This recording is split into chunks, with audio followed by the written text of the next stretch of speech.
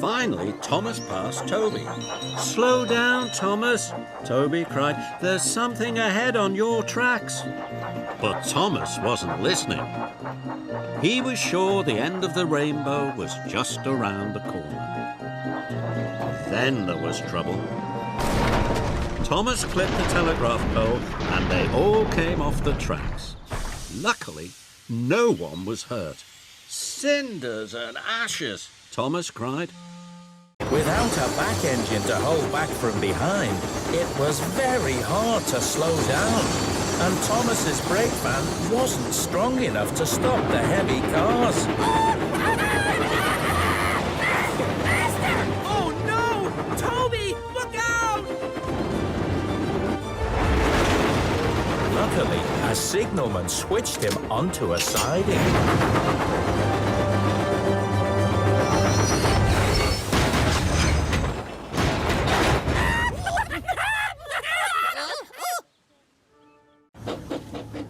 Duncan was so impatient he became even more careless. "I'll show that smelly diesel and those lazy steamers," he said to his driver.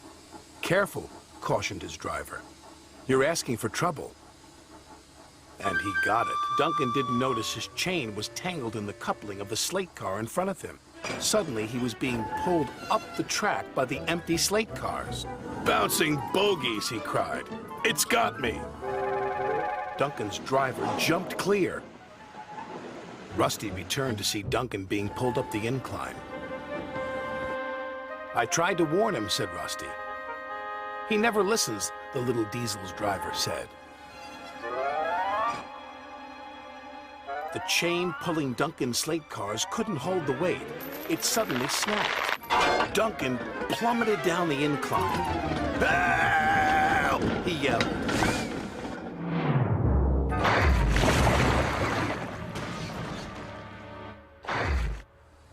"Glug, glug, glug," he said.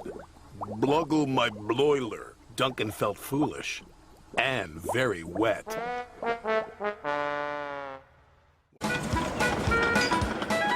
James was already there, waiting for him. "You're late," he snapped. "I know," said Duncan. "It's that smelly diesel's fault. Rusty tries to teach me how to stay on the rails and then goes off leaving me to find my own coaches." "You poor engine," sympathized James. "I know all about diesels. One crept into our yard and ordered us about. I soon sent him packing." Duncan was filled with admiration. He didn't know that James was boastful and sometimes didn't tell the truth. "Send Rusty packing! Send Rusty packing!" snorted Duncan. He climbed the hill furiously. "Well done, boy," encouraged his driver. "Keep it up." Soon they were near the first station. Duncan was pleased. "Nothing's happened! Nothing's happened, silly old diesel! Clever me!"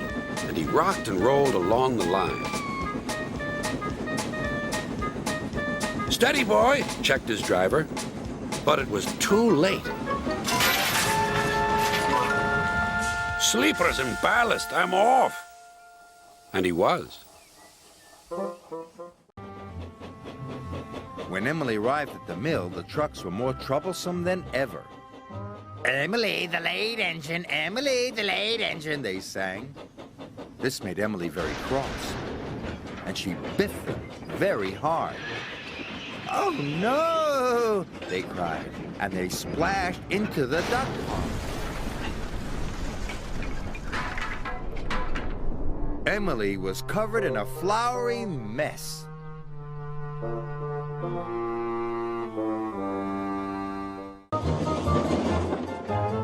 Duncan started to speed up. Soon, Duncan was going as fast as his wheels could carry him.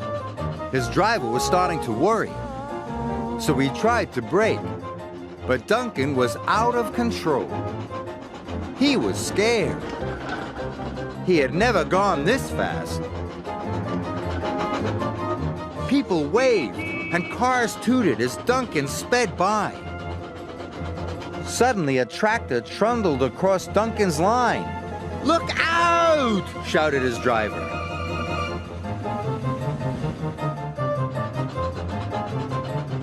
"Slow down!" down, whistled Rusty.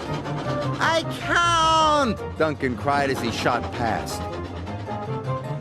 Whoa! Elephant Park loomed ahead. Duncan's driver applied the brakes, but it was too late. The statue flew through the air and landed in the lake.